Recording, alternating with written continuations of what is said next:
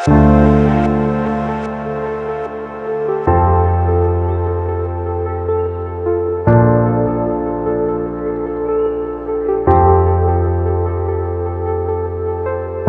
ಚಾಲಕನಾಗಿ ನಾಟಕ ಬರೆಯುವುದಂದ್ರೆ ಅದು ದೊಡ್ಡ ಸಾಧನೆ. ಯಾಕೆಂದ್ರೆ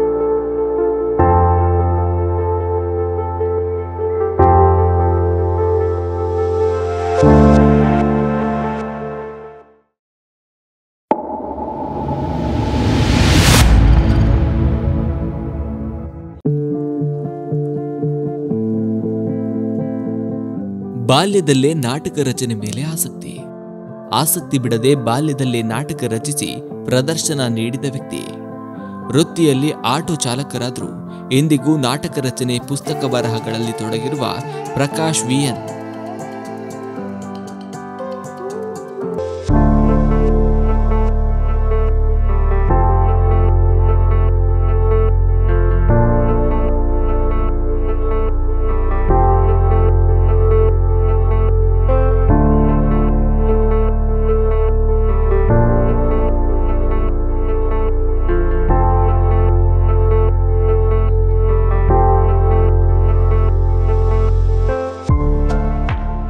ಹೌದು, ಕಾಸರಗೋಡಿನ ಚರ್ಕಳ ಎರಪಾಡಿಯಲ್ಲಿ ಜನಿಸಿ ಮಂಗಳೂರಿನ ಉರ್ವ ಸ್ಟೋರ್ನಲ್ಲಿ ಬೆಳೆದ ಪ್ರಕಾಶ್ ವಿಎನ್ ಪ್ರಾಥಮಿಕ ಶಾಲಾ ದಿನಗಳಲ್ಲೇ ನಾಟಕದ ಮೇಲೆ ಅಪಾರ ಆಸಕ್ತಿ ಹೊಂದಿದ್ರು.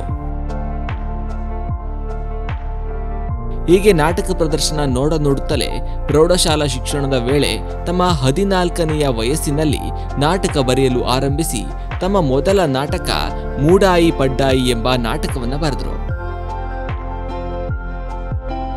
ನಾನು ಬರೆದ ಮೊದಲ ನಾಟಕ ಮೂಡಾಯಿ ಪಡ್ಡಾಯಿ ಅಂತ. ಅದು ನಾಟಕ ಸುಮಾರು ಒಂದು 4-5 ವರ್ಷ ಹಿಡಿದಿತ್ತು ಅದು. ಮತ್ತೆ ಆ ಕಾಲದಲ್ಲಿ ಅಲ್ಲಿ ಇದ್ದಂಥ ಸುಮಾರು 77ನೇ ಇಸ್ವಿಯಲ್ಲಿ ಆಗಿರಬೇಕು, ಉರ್ವ ಫ್ರೆಂಡ್ಸ್ ಕಲ್ಚರಲ್ ಅಸೋಸಿಯೇಷನ್ ಅಂತ ನಮ್ಮದೊಂದು ಸಂಸ್ಥೆ ಇತ್ತು, ಅದು ಈಗಲೂ ಇದೆ.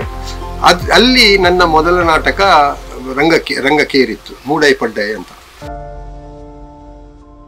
ಇನ್ನು ತಾನು ಕೇವಲ ನಾಟಕವನ್ನ ತನ್ನ ಮನಸ್ಸಿನ ಖುಷಿಗಾಗಿ ಬರೆಯುತ್ತಿದ್ದೇನೆ ಹೊರತು ಯಾವುದೇ ಪ್ರದರ್ಶನ ಮತ್ತು ಪ್ರಕಟಣೆಗಾಗಿ ಅಲ್ಲ, ಸ್ನೇಹಿತರು ಮತ್ತು ಹಿತೈಷಿಗಳ ಬೇಡಿಕೆಯಿಂದ ಹೆಚ್ಚಿನ ನಾಟಕಗಳು ಪ್ರದರ್ಶನಗೊಂಡಿದ್ದವು.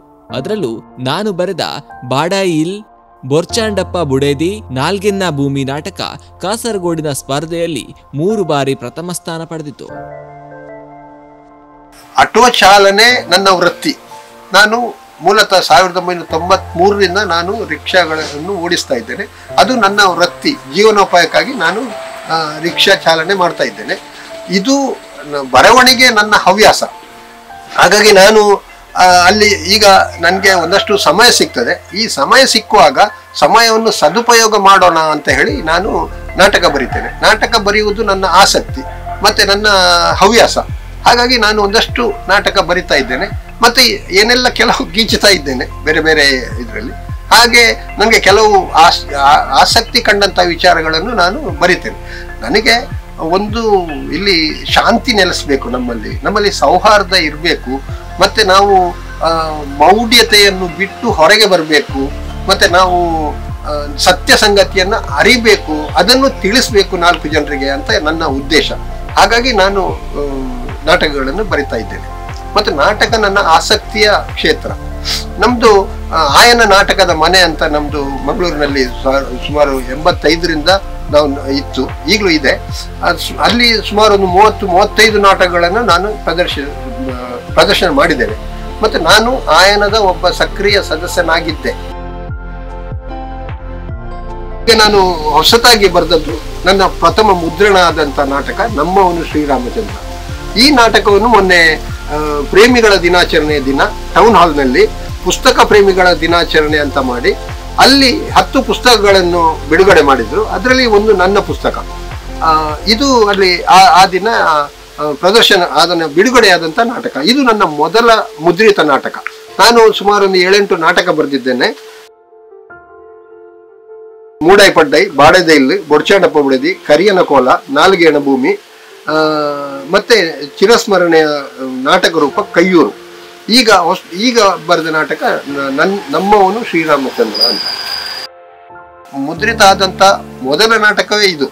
ಇನ್ನು ಮುಂದೆ ನಾನು ಇದನ್ನು 2 ಭಾಗದಲ್ಲಿ ಬರೆದಿದ್ದೇನೆ. ಒಂದು ಶ್ರೀರಾಮಚಂದ್ರ ಅಂತ. ಇದರ ಮುಂದಿನ ಇದು ಪೂರ್ವಾರ್ಧ, ಇದರ ಉತ್ತರಾರ್ಧವನ್ನು ನಾನು ಬರಿತೇನೆ. ಯಾಕಂದ್ರೆ ಈ ನಾಟಕದಲ್ಲಿ ಸಂಪೂರ್ಣ ರಾಮನ ಕತೆ ಸಂಪೂರ್ಣ ಇಲ್ಲ. ಹಾಗಾಗಿ ಮುಂದುವರಿದ ಭಾಗವಾಗಿ ನಾನು ಇದರ ಉತ್ತರಾರ್ಧ ಭಾಗವನ್ನು ನಾನು ಬರಿತೇನೆ. ಹೆಚ್ಚು ಕಡಿಮೆ ಅದು ಮುದ್ರಣ ಪರಿಷ್ಕರಣ ಆಗಿದೆ, ಆದರೆ ಮತ್ತೆ ಮತ್ತೆ ನಾನು ಅದನ್ನು ತಿದ್ದುಪಡಿ ಮಾಡಲಿಕ್ಕೆ ಇದೆ.